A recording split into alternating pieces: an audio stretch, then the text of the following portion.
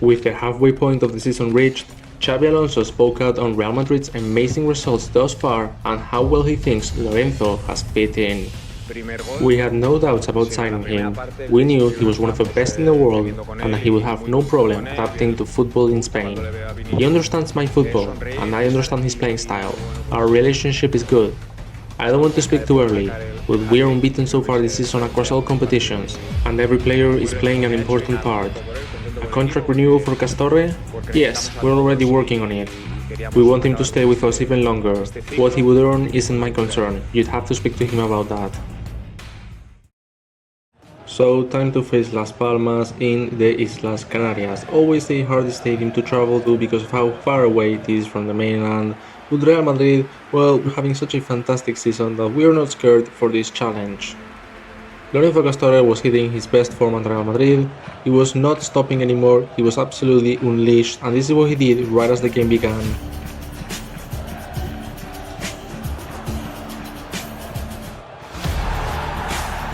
Ran halfway across the field to assist Rodrigo. He set him up for an easy goal, and look how much taller he is than his teammates. Dribbles past the defender, gets into the box and sets him up for success. It's a classic routine and he keeps succeeding in it. But this Castorre was hungrier. He was even more determined than in the past because of what happened in the Ballon d'Or in the previous episode. And here he was fouled. Trent would take the free kick, and even though it was blocked, Real Madrid did not stop because Castorre pulled out this. Bags in a goal, ends his streak of not scoring, and in what fashion he did. A volley with the left foot, nobody could stop that, no keeper, it was at a perfect height, and Real Madrid get a 2-0 lead. With Castorre obviously as the protagonist, Real Madrid win this match, and we continue top of the league by a long margin. And then we had to face Valencia at the Bernabeu. I was injured in the first leg, so I didn't play Mestalla, but I was really excited to see what Castorre would pull out against Valencia. But look at this, look how he fakes out and gets rid of two defenders with one move. Look here, look here. One fake out and he takes two defenders at once. That is incredible, that is absolutely insane. He couldn't get the goal there, but it doesn't matter. It's just the fact that with one turn, with a single turn, he gets rid of two at the same time. That shows the quality that he has. But anyway, nothing else happened in the first half, and in the second half, plenty of space here. Castorre gets in the box.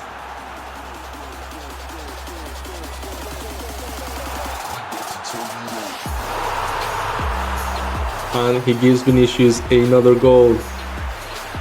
He dribbled past everyone in the box, no one could take the ball off him, he was like glued to his feet, gave it to Vinicius, and with a nice finish, Real Madrid get the lead.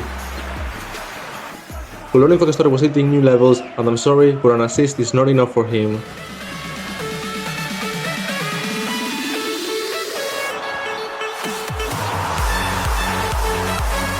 Doubles the lead again, great connection once more with Jude Bellingham, who knows how to understand him, and what a finish that is.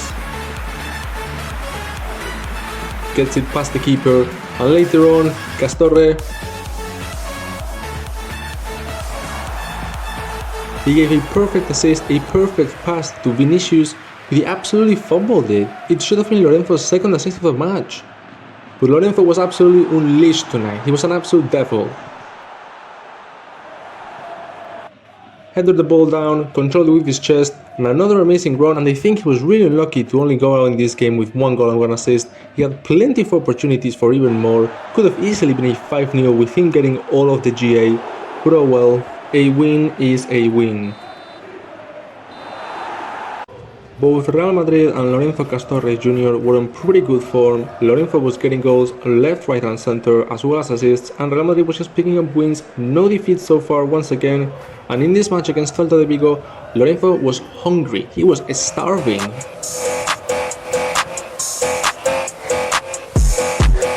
He immediately takes the lead for Real Madrid by setting up Mbappe with an absolute amazing run into the box. He initiates the play, gets into the kitchen, and then serves up the chef. Brutal speed. and Lorenzo Castorre was through later on goal. But he missed, he couldn't hit the back of the net. That was such a simple chance, such a simple finish, and he failed. But that was going to be the recurring theme of the night, because here he also missed another pretty easy chance. What was happening to Lorenzo? And once more, 3 in 1 half, 3 chances that he normally buries, just wasted, a potential hat-trick. What is happening to Lorenzo Castorre? Well, what happens to everyone else, because in the second half, he didn't waste any time before assisting Mbappe for a second goal. Feeding Chilean, no problemo. And the speed, the pass, the verticality, the dynamism, it's just classic Castorre, but eventually he got what he wanted the most.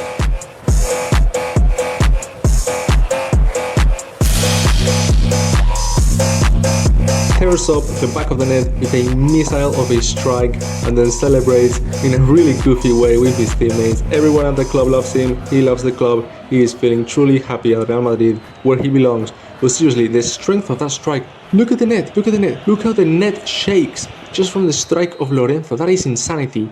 We win the match, we continue being top of the league, of course, and Lorenzo Castorre remains being the protagonist. And after that, we had to face Sevilla in a nice evening at the Bernabeu. Once again, Lorenzo Castorre was absolutely unleashed, drove the ball into the box, and the keeper saved it. There was a good opportunity here, it set up a teammate. Once again, the keeper saved it. But finally, on the third try,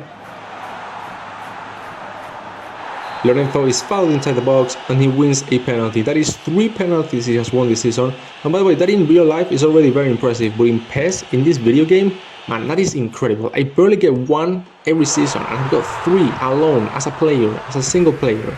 So we took the lead before halftime. Obviously, it was a pretty difficult rival. And in the second half, Lorenzo gets in the box. Jack it up. He tricks the keeper by moving the legs. He had no idea whether he was going to go to the right or the left, and in the end, Lorenzo gets the better of him. A fine finish for a fine player of his quality.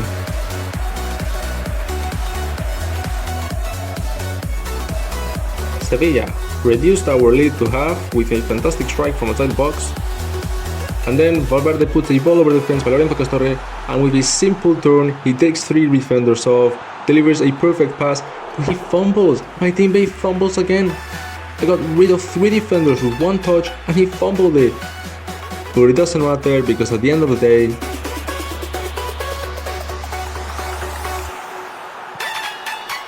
Castorre gets his double and Real Madrid win the game against Sevilla. Brutal pass by Federico Valverde, and Castorre takes it again to the right of the goalkeeper. We win the match, and we are now 20 points ahead of second place. What is going on in La Liga this season with Real Madrid? We are simply miles ahead of every single other team. And now, what you have all been waiting for. Florentino Perez himself spoke to Lorenzo Castorre and offered him a Galactico contract, turning him into not only the best paid player in the squad, but also the world. 27 million euros per year, whilst extending his contract a further season with the club. This was generational wealth.